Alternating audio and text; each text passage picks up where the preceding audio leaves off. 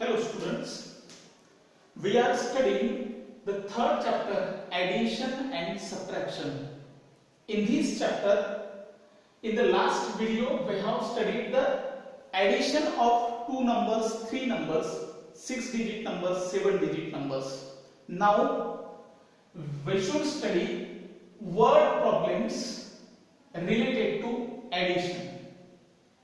अगदी आधीच्या सारखे साधे सरळ एक्झाम्पल आहे, फक्त ते वर्ड प्रॉब्लेम्स आहेत. म्हणजे अगदी उदाहरणे तुम्हाला दिलेली आहेत, अगदी व्यावहारिक उदाहरणे दिलेली आहेत. व्यवहारामध्ये बेरजेचा वापर कसा करायचा, बस एवढाच भाग आपल्याला शिकायचा आहे. बेरीज तुम्हाला करताच येते. यासाठी वर्ड प्रॉब्लेम्स म्हटलं की त्या वर्ड प्रॉब्लेम्सचं मराठी मीनिंग आपल्याला समजायला पाहिजे, आपल्या भाषेमध्ये ते समजायला पाहिजे. तर तुम्हाला लक्षात येईल की आपण ऍडिशन केली पाहिजे, सबट्रॅक्शन केली पाहिजे, मल्टिप्लिकेशन केलं पाहिजे की डिव्हिजन केलं पाहिजे, ते तुम्हाला लक्षात येईल. त्यासाठी तुम्हाला जे एक्झाम्पल दिलं आहे त्या एक्झाम्पलचा अर्थ समजायला पाहिजे. मग आता आपण हे एक्झाम्पल पाहू. क्वेश्चन नंबर 1 समजा. या क्वेश्चन नंबर 1 मध्ये दिलेलं आहे की in a certain election 7,89,456 women and 8,01,520 men cast their votes. How many votes were polled altogether? तुम्हाला यामध्ये आकडे समजलेले आहेत, विमेन मेन समजलेले आहेत, मात्र काही गोष्टी समजणं की नेमकं काय म्हटलेलं आहे त्या एक्झाम्पल मध्ये हे समजायला पाहिजे. त्यासाठी या असे एक्झाम्पल वारंवार सोडवायचे, त्याचा मराठी अर्थ समजून घ्यायचा आणि मग तुम्हाला असे एक्झाम्पल सोडवणं काही कठीण वाटणार नाही आणि सहज तुम्ही जसे बेरजेचे 2 नंबर दिले असताना सोडवता तशासारखे हेही एक्झाम्पल सोडवायला लागेल. म्हटलेलं आहे की in a certain election, election म्हणजे निवडणूक, एका विशिष्ट निवडणुकीमध्ये 7,89,456 विमेननी म्हणजे स्त्रियांनी आणि 8,01,520 मेन म्हणजे माणसांनी कास्ट देअर वोट्स, त्यांची मतं टाकली. मतं टाकणे म्हणजे कास्ट देअर वोट्स असं म्हटलं जातं. म्हणजे एका निवडणुकीमध्ये 7,89,456 स्त्रियांनी आणि 8,01,520 माणसांनी मतं टाकली, त्यांनी मतदान केलं. तर प्रश्न विचारलाय की how many votes were polled altogether, तर एकूण किती मतं पडली. म्हणजे स्त्रियांची आणि पुरुषांची मतांची आपल्याला काय करावी लागेल, बेरीज करावी लागेल, म्हणजेच आपल्याला ऍडिशन करावी लागेल, हे आपल्याला समजतं. मग विमेन होत्या 7,89,456 प्लस मेन आहे 8,01,520 मेन. एवढ्या स्त्रिया आणि एवढे पुरुष यांचं एकूण मतदान किती झालं, तर या दोघांचे मतांची आपल्याला काय करावी लागेल, बेरीज करावी लागेल. मग आता ऍडिशन जशी आपण आधी करतो तो अगदी तशीच. 6 + 0 6, 5 + 2 7, 4 + 5 9, 9 + 1 10, 1 कॅरी, 1 + 8 9, 7 + 8 15. म्हणजे एकूण किती लोकांनी मतदान केलं, तर 15,90,976 एवढं एकूण मतदान झालं. मग आता हे आपल्याला आन्सर मिळालं. आता शेवटचं सेंटेन्स आपल्याला लिहावं लागेल. शाब्दिक उदाहरण म्हटलं की आन्सर सुद्धा अगदी वाक्यामध्ये असायला पाहिजे. मग किती लोकांनी मतदान केलं, एकूण किती जणांनी मतदान केलं, तर हे आन्सर आपल्याला लिहित असताना how many votes were polled altogether, एकूण किती मतं पडली, तर आपण म्हणू की 15,90,976 votes were polled all together. हे वाक्य लिहिणं सुद्धा अत्यंत महत्त्वाचं आहे. एवढी मतं त्या मतदानामध्ये, त्या निवडणुकीमध्ये पडली. त्यानंतर क्वेश्चन नंबर 2, हे एक अत्यंत सोपं एक्झाम्पल आहे. म्हटलेलं आहे की during the polio eradication campaign. आता याचा अर्थ समजायला पाहिजे. पोलिओ हा रोग तुम्हाला माहिती आहे. इरॅडिकेशन म्हणजे इरॅडिकेट करणे, म्हणजे मुक्त करणे. कॅम्पेन म्हणजे मोहीम. म्हणजे पोलिओ मुक्तीची जी मोहीम आहे ही शासनाद्वारे राबवली जाते की आपल्या एरियामधून, आपल्या राज्यामधून, देशामधून पोलिओचं समूळ नष्ट करायचं आहे. तर त्या मोहिमेला नाव दिलेलं आहे polio eradication campaign. During the polio eradication campaign 1,59,827 children were given the polio vaccine in one district. तर ह्या मोहिमे अंतर्गत, पोलिओ इरॅडिकेशन कॅम्पेन या अंतर्गत एका जिल्ह्यातील 1,59,827 मुलांना आणि 95,207 दुसऱ्या जिल्ह्यातील मुलांना व्हॅक्सिन दिलं. व्हॅक्सिन म्हणजे प्रतिबंधक लस दिली की पोलिओ होच नाही भविष्यामध्ये, म्हणून अशी लस एका जिल्ह्यामध्ये एवढ्या मुलांना दिली, दुसऱ्या जिल्ह्यामध्ये एवढ्या मुलांना दिली. तर प्रश्न विचारलाय. प्रश्न पहा काय म्हणतात. ऑल टुगेदर, इथे प्रश्न आहे,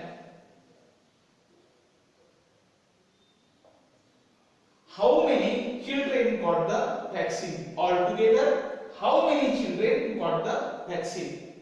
तर एकूण किती, ह्या दोनही जिल्ह्यांत मिळून एकूण किती मुलांना व्हॅक्सिन मिळाली. अर्थातच आपल्याला काय करावी लागेल, दोनही नंबर्सची बेरीज करावी लागेल.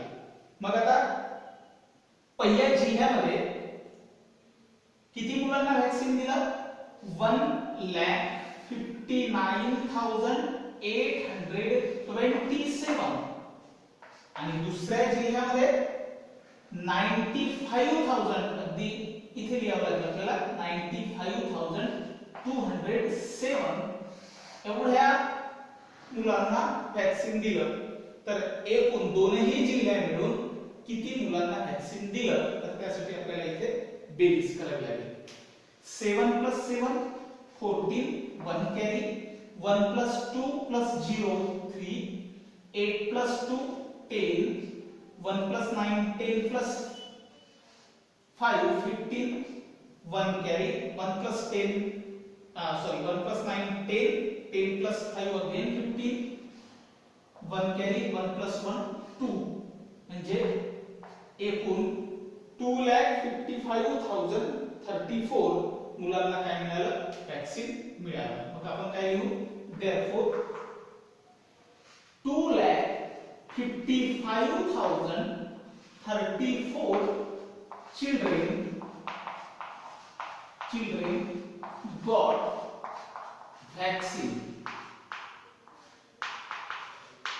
एवढ्या मुलांना व्हॅक्सिन मिळालं, असं वाक्य आपल्याला खाली लिहावं लागेल. या पद्धतीचे साधे शाब्दिक उदाहरण बेरजेवर आधारित तुम्हाला सोडवता येतात. क्वेश्चन नंबर 3 पहा काय म्हटलेलं आहे.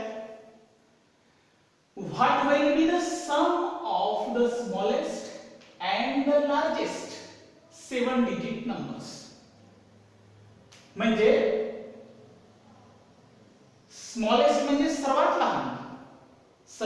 लहान 7 अंकी संख्या आणि द लार्जेस्ट म्हणजे सर्वात मोठी 7 अंकी संख्या. सर्वात लहान 7 अंकी संख्या आणि सर्वात मोठी 7 अंकी संख्या यांची सम काय आहे म्हणजे व्हॉट विल बी द सम, यांची सम काय असेल, सम म्हणजे बेरीज, त्यांची बेरीज काय होईल.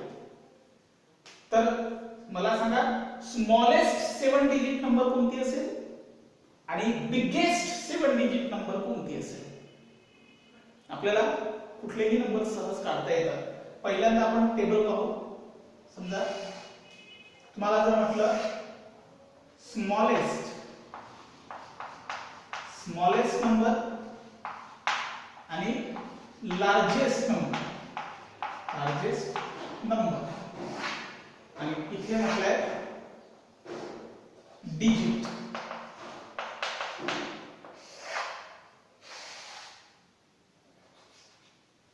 वन डिजिट स्मॉलेस्ट नंबर, एक अंकी सर्वात छोटी संख्या कोणती असेल, एक. आणि एक अंकी सर्वात मोठी संख्या कोणती असेल, एक अंकी सर्वात मोठी संख्या कोणती असेल, 9. 2 डिजिट, पहा लक्ष द्या, 2 डिजिट स्मॉलेस्ट नंबर, दोन अंकी संख्या सर्वात लहान कोणती असेल, 10. आणि सर्वात मोठी कोणती असेल, सर्वात मोठी कोणती असेल, 99. सर्वात मोठी असेल 99. तसंच 3 अंकी सर्वात छोटी संख्या कोणती असेल, 100. आणि सर्वात मोठी असेल 999. याच पद्धतीने 7 digit number, 7 digit smallest number कोणती असेल, 1 0 0 0 0 0 0. झाली 1 2 3 4 5 6 7 7 अंक झाले. आणि 7 डिजिट स्मॉलेस्ट नंबर झाली 10 लाख. आणि बिगेस्ट नंबर कोणती होईल, 9999999. 1 2 3 4 5 6 7 नंबर होईल 99,99,999. ही झाली लार्जेस्ट 7 डिजिट नंबर, ही झाली स्मॉलेस्ट 7 डिजिट नंबर. या पद्धतीने तुम्हाला 8 डिजिट नंबर असो, 5 डिजिट असो, 6 डिजिट स्मॉलेस्ट लार्जेस्ट नंबर काढता येईल. ठीक आहे, हा टेबल सुद्धा तुम्ही लिहून घ्या. तर मग स्मॉलेस्ट 7 डिजिट नंबर 10 लाख आणि लार्जेस्ट 7 डिजिट नंबर 99,99,999. मग स्मॉलेस्ट 7 डिजिट नंबर आणि लार्जेस्ट 7 डिजिट नंबर यांची सम काय होते, म्हणजे यांची बेरीज काय होते म्हणतात. तर स्मॉलेस्ट 7 डिजिट नंबर कोणती आहे, 10 लाख. 10 लाख. आणि लार्जेस्ट 7 डिजिट नंबर कोणती आहे, 99,99,999. याची सम करायची, सम म्हणजे बेरीज करायची. सहज बेरीज करते. 0 + 9 9, 0 + 9 9, 9 9 9 9. आणि 1 + 9 10. म्हणजे एकूण कोणती संख्या तयार झाली, 1,99,99,999. ह्या दोन्ही संख्यांची बेरीज केली तर मग आपला आन्सर काय असेल, what will be the sum of smallest and the largest 7 digit number. तर आपण म्हणू की सम विल बी काय असेल, सम 1,09,99,999. याच्यामध्ये हे पण एक्झाम्पल आता तुम्हाला किंवा असं कुठलंही एक्झाम्पल तुम्हाला सोडवता येईल. तर आता आपण हे 3 एक्झाम्पल वर्ड प्रॉब्लेमचे पाहिले. असेच वर्ड प्रॉब्लेमचे एक्झाम्पल तुमच्या प्रॉब्लेम सेट 9 मध्ये, प्रॉब्लेम सेट 9 मध्ये तुम्हाला सोडवायची आहे. म्हणजे हा संपूर्ण भाग लिहिल्यानंतर होमवर्क मला you have to solve problem set 9 in your notebook. पहिल्यांदा हे एक्झाम्पल लिहायचे आणि त्यानंतर प्रॉब्लेम सेट 9 त्यामध्ये 4-5 एक्झाम्पल माझ्याकडे 5 एक्झाम्पल दिलेले आहेत ते 5 एक्झाम्पल तुम्हाला सोडवायचे